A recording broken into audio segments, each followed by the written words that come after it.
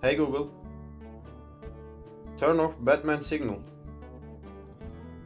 You got it. Turning the Batman signal off. Hey Google, turn on Batman signal.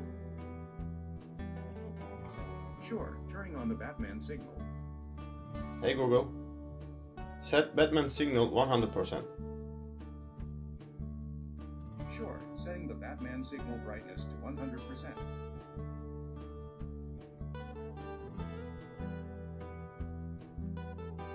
Alexa, turn on Batman signal.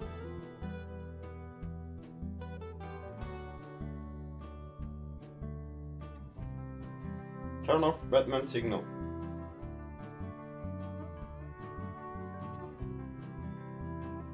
Thank you. Anytime. Alexa, set 10%.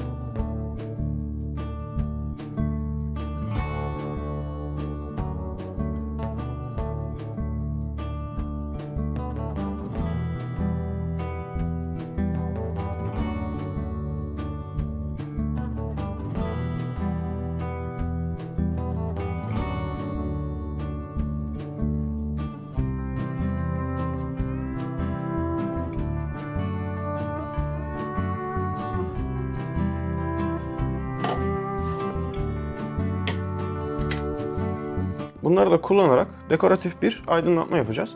Gelin şimdi parçalarımızı birleştirelim.